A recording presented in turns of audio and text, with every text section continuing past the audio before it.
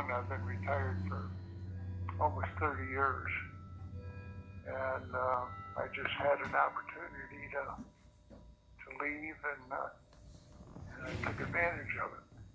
But and I missed it for the first few years, but that's why 3 years later we were looking for a place to retire, to get out. I just really didn't want to live in Orange County. It was just it was growing fast, and uh, and so anyhow, and yeah, like Sharon said, I'm the one that didn't want to live there. So we started traveling around, and we found this place in '94, and Sharon stayed down in Orange County for a year and a half because she ran a big dental office, and so she finally came up in late '95, Uh-huh. and we've been here ever since. It looked like a beautiful place. It's interesting. Just from the pictures, somewhere did I think there was an old Ford truck there? Did you have an old Ford truck? I got an old Ram. Oh, okay. All Still right. got a 1988 Ram. Yeah. Oh, okay. All right. I knew there was a connection. I've got a Ram truck now, believe it or not. I've got a 2015 that I bought last year, I guess. But yeah, that's interesting. But I've got a lot of old Ford trucks. I've got a couple of '67 Ford pickups, and I've got a '63 Galaxy convertible. Oh, Uh, so I'm an old car guy. yeah. Well, uh, we're not old, real old, but we're still driving a 2008 Toyota Land, not a Land Cruiser. We had a Land Cruiser before that, Maybe a and Forerunner, a Highlander. Highlander. Yeah, those are good. Yeah, Those are good cars. I'm a Toyota man. Yeah, those Yeah, are great, reliable vehicles for sure. yeah, yeah. And Sharon's one to keep a car. We keep the car as long as it's good. I mean, I'm not the kind of guy that's got to have a new car every year or anything like that. I just, That's smart. That where I get some of my frugality in that regard. I'm just as happy driving in an old car. Lynn and I met my wife, Lynn. How long we've been married? 25 years. Right at 25 years. I met uh-huh. her at a airport Honda, which is a Honda dealership. During a career transition, I sold cars for a while, and I met Uh-huh. her there. I was single and met her there, and after a couple of years, we went ahead and got married. We fell in love and got married, and we've been together for 25 years now. But yeah, I know all about cars. We did car business all the way up to actually kind of partnering with some folks in a dealership. But we uh, we have that background for I guess about 15 years of car business. But most recently, right now I'm a supervisor for Charter Spectrum, the cable company, Oh, and okay. I could retire, but I'm enjoying it, and the pay is good. So it's kind of Yeah. I'm saving up for some of our trip money, I guess, at this point. Uh-huh. Yeah, But I noticed that. Yeah, were you in your background when I looked at you? It's something about a car company. uh-huh, it had been at Stop and Go Motors for a while. The Oh, Yeah, and well, actually, I actually started a training company too. I did that for a while to train people for the car business and as a consultant.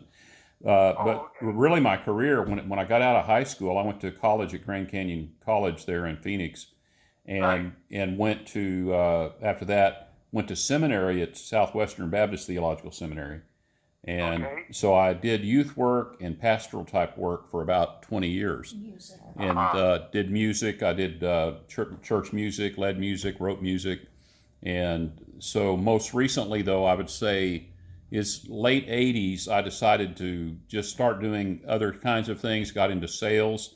I sold cars. Actually, one of the other jobs I had was at the closest dealership in America to the White House. So in Washington D.C., I was selling cars Oh, at Martin's Cars of Washington. okay. Now, So were you married for once before? yes, and have a daughter named Anna Marie that I've got two Right. grandchildren with her, and about to have a second great grandchild Oh, wow. through one of her daughters. And then, Yeah, well, see, uh, we didn't have that on Sharon's side. She had two children, and I had five children, and none of them, well, on Sharon's side, the grandchildren, none of them are even married yet. And, our grandson runs the farm here now, uh-huh. and he's 32 almost, 31 right now, and they go right on down. The youngest one's 22, and she, right now only one's got our youngest grandson. He has a girlfriend, but other than that, the rest of them, they're busy with school, and our oldest granddaughter, she's going to get a master's in physical therapy. Well, that's awesome. That is great. And Now, our on youngest one, she graduates from Long Beach State this year. wonderful. And that's great. You can tell Sharon that it's nice to meet her in the background. I hear her voice.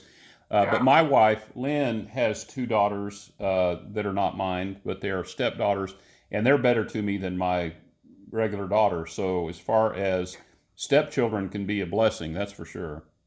Yeah, no doubt about it. Yeah, the kids, Sharon's two, I'm their dad, and their real dad passed away years ago. Oh, okay. And so the grandkids, I'm grandpa. Yeah. I'm really the only grandfather on Sharon's married name was McCormick. Uh-huh. And You are our last living parent, actually. My mother and father both passed away in the last 10 years, and Lynn's mom and dad passed away in the last 2 or 3 years. So it's interesting that you are here now, and I'll be more than happy to call you Dad, or, it's kind of nice because I need a dad now. My dads are gone.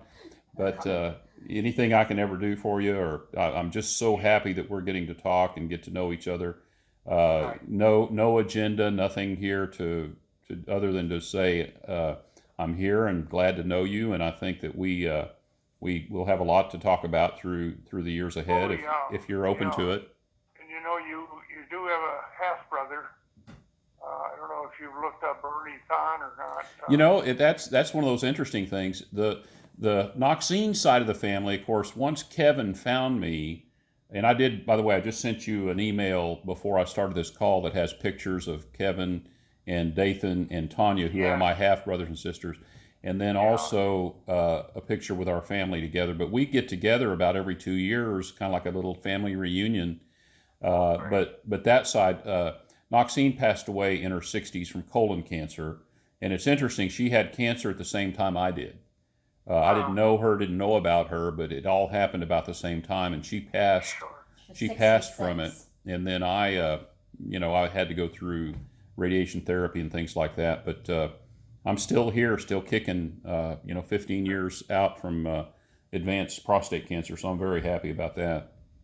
Well, Bernie and I are somewhat. We haven't communicated. That's sad. We haven't communicated in quite a while. I wasn't the best father in the world. Mainly, it wasn't so much I was a bad father. It was that I traveled so much. For most of the kid's life, I was somewhere. And you were busy. Yep. Busy man. Even up in Utah, even though we were 58 miles away, of course, we used to, carpool. I mean, that didn't take us that long to get to work, but excuse me. But when we became real successful with the launch program, that program was designed to be 18 months, and we ended up it was such a historic test program that lasted 12 years. Wow. but we tested every warhead on the ICBMs for the Army, the Navy, Air Wow. Force. That's important. And what it was, we tested the warheads Uh-huh. because they were having problems during their tests. When the vehicle would re-enter, it would burn up. Ooh. And of course, it was costing them, even back in the late 60s, it was costing them, or the middle 60s, it was costing them $1 million just to launch a test vehicle, you know. Wow. So what we had an engineer that came to the company, and he said, why don't we scale one down and test it, you know, on a smaller scale. Uh-huh. So we had our vehicle was 1/6 scale of a regular ICBM, Uh-huh. and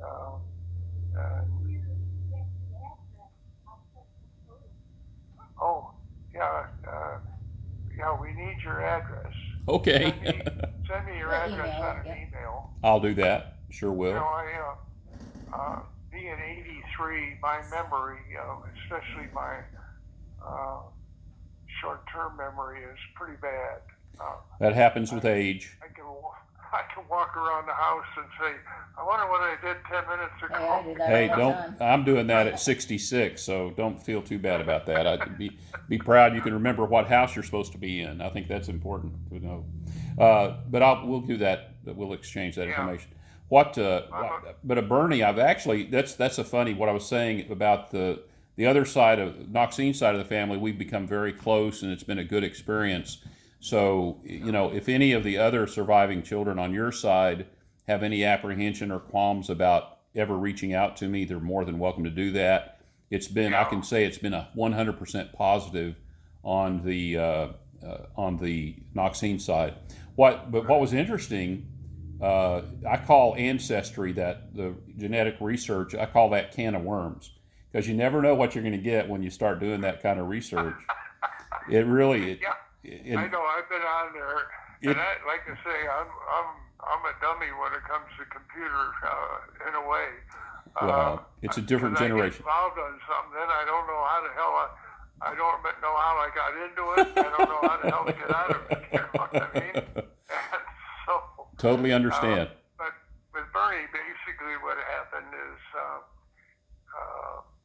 his son, he had oh boy, I can't. It's a disease of the lining of every one of our molecules. Oh my goodness! And wow. So he had all kinds of problems. The name will come to me probably while we're talking. Sure. And of course, there again, you know, we were in California, and he, of course,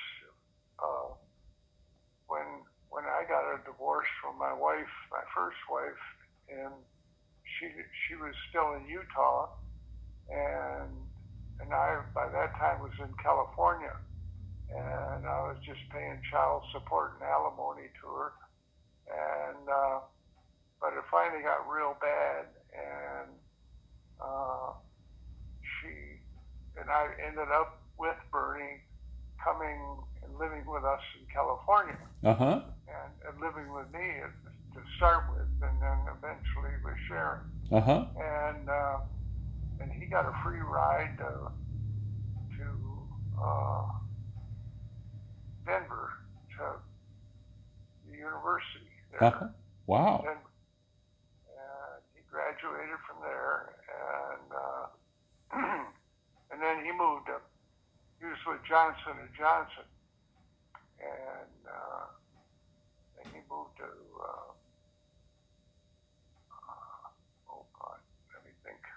Mesa, Arizona. Uh-huh.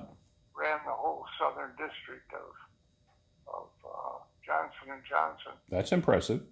Yeah, well, he went to this Johnson & Johnson training school, management training school, Uh-huh. while he was at Denver. Uh-huh.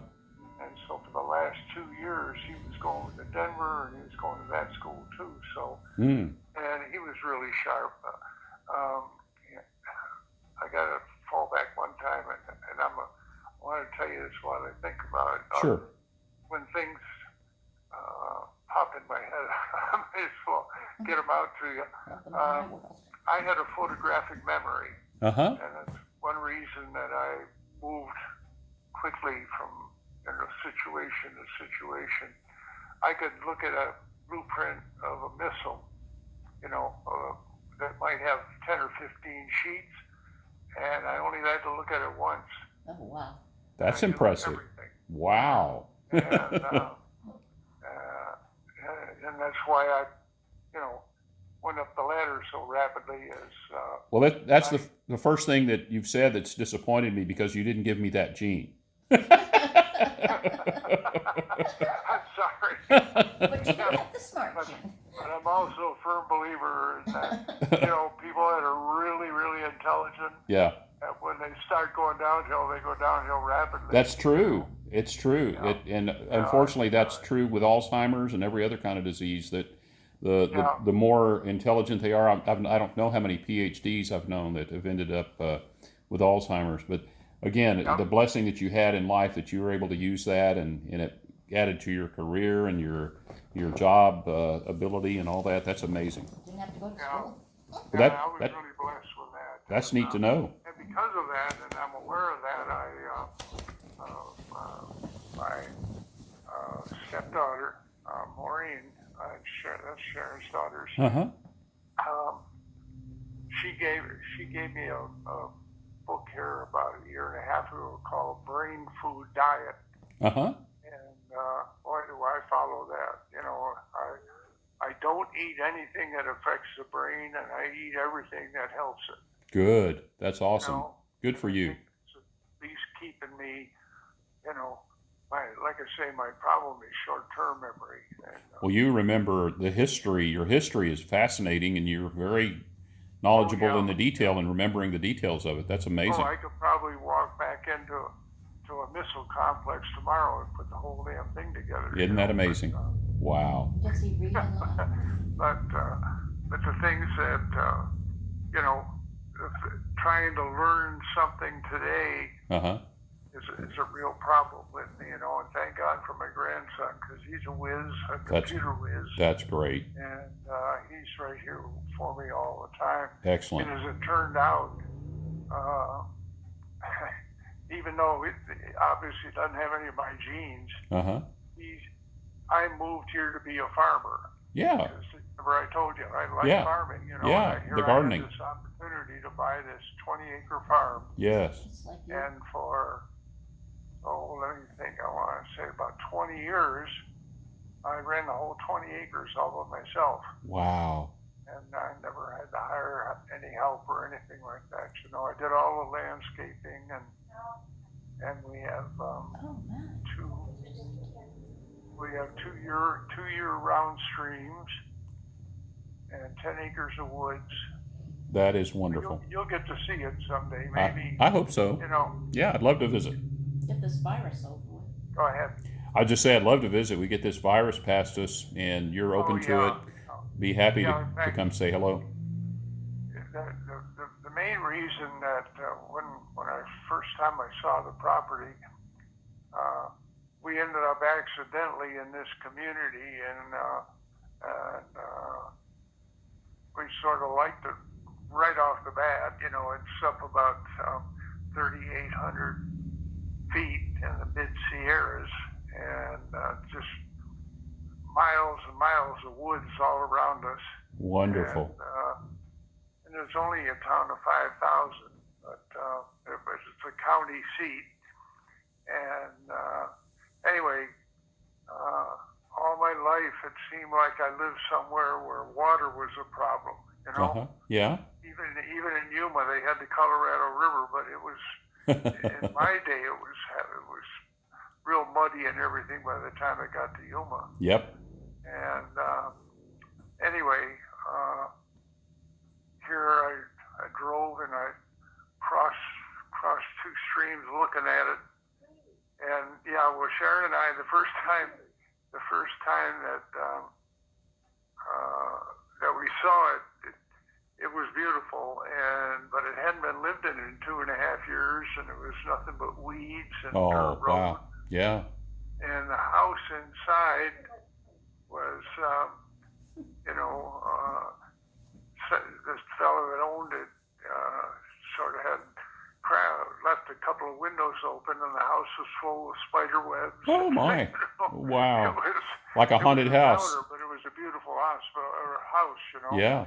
And but we thought, number one, I got the farm. Number two, we thought it'd be great for the kids and the grandkids. They could come up here in the summertime. Yes. Yes. And because all around us there's hiking and rafting and wonderful. Camping everywhere. The Pacific Crest Trail is only a few miles away. Wow. And so anyway, that was the basis for having it. And at one time we had family up here almost all summer. In fact, my grandson, when he was 6 years old, he got on an airplane and flew up here, and for the next, until he was 12 anyway, 14, he came up the day they got out of school. He was coming up, and just before school started, he went home. And then our granddaughter, when she was old enough, when she was about 6, she started coming up here too, and they'd spend the summers together here, Wonderful. I don't blame them. I love the country. You talk about the landscaping and stuff. My house here, I've got good landscaping. Lynn does it with me, but we just had our back patio done, and we have a koi pond and a waterfall, and all that stuff is in our backyard. Wow. Yeah, we built all that. Yeah. So that's in the gene. Anyhow, I can see some similarities here, and it's been. I don't mean to cut you short. No, you're fine. But I don't want to run your phone bill up either.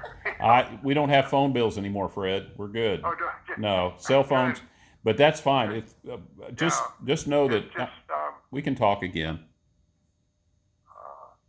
But I've covered a whole lot rapidly, but I've got stories that of my career that are unbelievable. I also traveled. I spent a lot of time in Brazil with Portuguese. With ISRO, the European group that did. They had sounding rocket programs, and we launched out of a launch site in Recife, Brazil. And I used to fly down there, and we'd go down early and put the main vehicles, sections of the vehicles, they're called stages. And in this case, most sounding rockets are 2 or 3 stages. And I had mainly German technicians, and I'd just go down and supervise the installation, and then I'd go back down, and we did all this. It was we're launching into the equator. Wow. And I would go down then and in early December, and put the vehicle on a launcher, and then launch it, and then come home. And sometimes I even came home before the launch because I had work to do here in the States, Yeah. For me. And but that was always interesting. Absolutely. That expands your horizons in so many ways, understanding other cultures and knowing what's going on. Yeah. I love the Brazilians, that Portuguese. The hotel that I stayed at was mostly an American hotel, and because I was down there during the winter months, we had an awful lot of Americans that stayed, especially in Rio. I'd fly to Rio, and then I'd get with the East Coast guys because I was living in Utah, Uh-huh. and we would, do all our paperwork and everything like that. And then, in fact, one of my good stories is at the hotel. There was this guy hanging around, and I could tell he was like a farmer or a rancher or something like that, So I introduced myself, and he was from the Midwest, and he and his wife, they got paid for not planting crops at that time, Yeah. and so they'd come down there for the winter. And he said, "You like football?" And I thought, he was talking about American football. American football. Yeah. And maybe it was soccer. And so he said, "You want to go to a football game with me?" And I said, "Oh yeah, that'd be nice, Yeah. And he said, I got season tickets to Wow. this stadium, and at that time that was the largest. In fact, I think it still is the largest stadium in South America. Uh-huh. And at that time, and I'm not going to remember his name now, but he was at that time the greatest soccer player in the world. That's Pele. Yeah, Pele. Yeah, I got to watch Pele.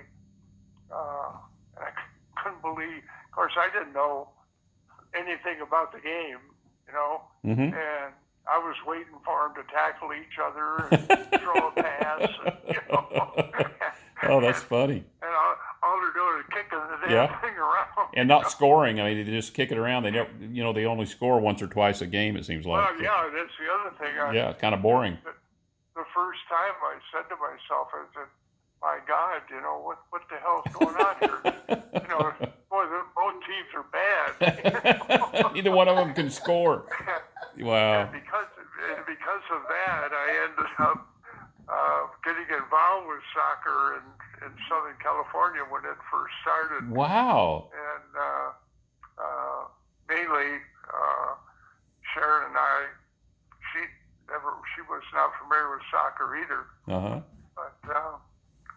But in between marriages, I had a girlfriend, and she was involved with soccer in Rochester, New York. Oh, wow. And so, and with the owner of the team in Rochester, and he knew the owner of the team in Orange County, and so we started going to soccer games all the time, and that really helped our marriage early on. It gave us a common thing Sure. that neither one of us knew about, but we had a real great group of people, supporters. Yeah. Something you can tell Sharon, my stepdaughter is married to a dentist, and so we have dentists in our family as well, and she basically runs the office for him.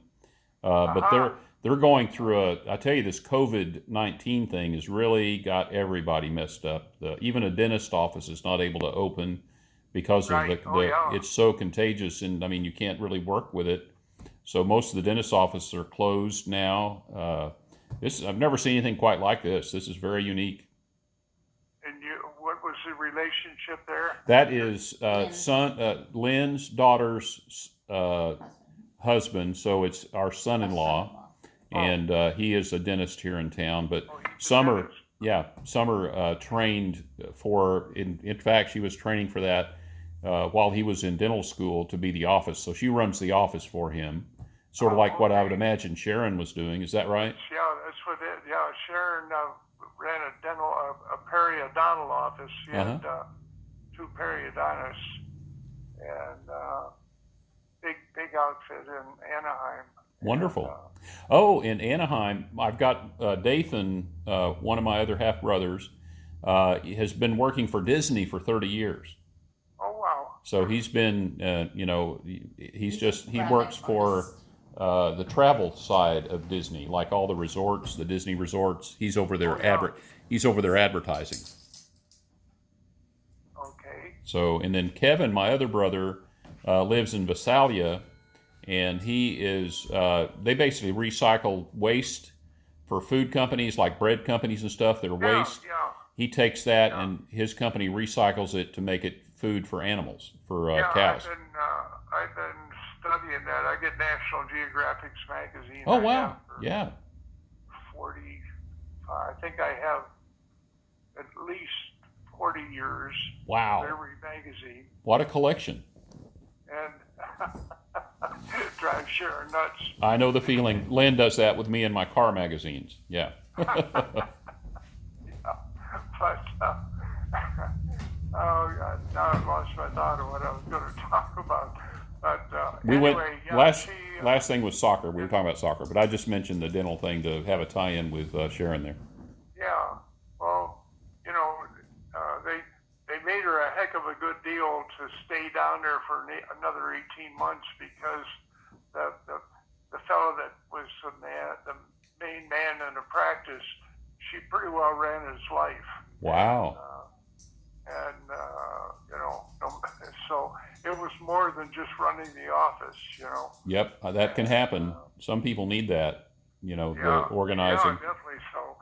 And so she did well when she retired. She had a 401k and a company retirement program, you know. So Uh-huh.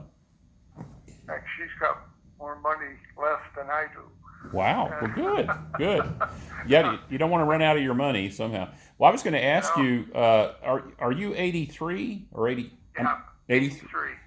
When's your birthday? The 30th of December. December 30th. Okay. Yeah, they used to kid my dad that he hurried up and got my mother to have the baby before the first, so he'd get another Tax exemption. There you go. Yeah. He's only 12 years older than me. Yeah. Yeah, that's Wow.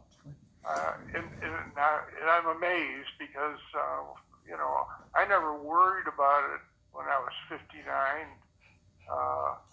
because you know I retired at 54, so That's amazing. I wasn't thinking much about, you know. Yeah. I retired at 54, but they paid me for a whole year because I wasn't old enough to get company insurance, you know. Yeah. And My dad did Sharon that. said, "Well, you didn't retire; you got fired." Well, like, another quick story. We became part of Brunswick.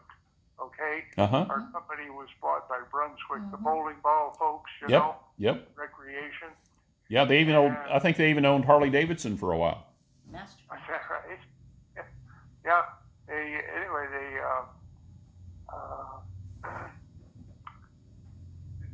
they were out of Chicago and they didn't have a clue about government business, you know. Yeah. And so it used to drive me crazy as a program manager that how come this and how come that, you know. Yep. And then when I finally got a desk job, I didn't like that because I was always a field engineer, you know. I had a desk somewhere, but I was always gone. Yeah. And so anyway, one day this fellow who was the head of personnel came out. He was with the vice president of the company, and he said,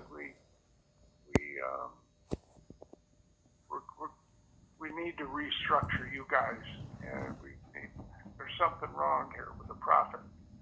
So what they didn't understand, like in the aerospace business, if you have a nail that you use for something, you have to have the entire history of that nail, you know. So if there's ever a failure, you can track that back and make sure that part doesn't fail elsewhere. I can totally understand that. Yeah, so anyway, they keep bugging me about, you know, how come you have all this paperwork? And I said, well, I'm not going to get into an explanation, you know, but the big thing is we make 22% because it's a fixed price contract. put 22% on top of our costs, and then my contracts were 2 years at a time, so we just had to change the date, and for the same paper, but they paid us the same price. Yeah. You know? Yeah. And so they were making a hell of a lot of money, and but it wasn't all going to profit, obviously. Yes. And because I had to specially train, we had a big facility in Costa Mesa, but I had to, every one of my technicians and assemblers had to be trained to NASA standards, you know. Yeah. So when I was using them, I didn't have enough work to keep them full time, but I would borrow them, you know, from the staff, and they got almost double paid because they'd gone through all this training and everything. Wow. So, you know, so the money was being used. But, Yes. Wow. Anyway, to make a long story short, here, he came into my office and he said, what we're doing, we're going to cut back at least 2 people in your department. And so I thought to myself, well, you know, I think I didn't really want to retire in a way, but in another way, I wasn't happy. I wasn't doing the job like it should have been done. I got lazy. I just, you know, Wow. and All signs of retirement. so it was fine with me when they said, well, you know, we'd sure save a lot of money if you weren't the program manager. Uh-huh. Wow. And like I say, they gave me a really good retirement package, and so I didn't. And of course, the fact that I was leaving, I had 25 years with the company, but I was still leaving at a very young age, and of course, I couldn't get my retirement until I was 55. Uh-huh. You know, I had to wait one more year, but then I drew retirement from then on. And so that's a hell of a lot of years of drawing a retirement. That is amazing. Yes, it is. I know Lynn's father passed away. He'd made it to his 100th birthday, and wow. I was thinking about all the Social Security that he drew over his lifetime. Yeah. You know, but then you add in annuities or things like you know, with retirement. There's some companies that have paid a lot of money to retire people.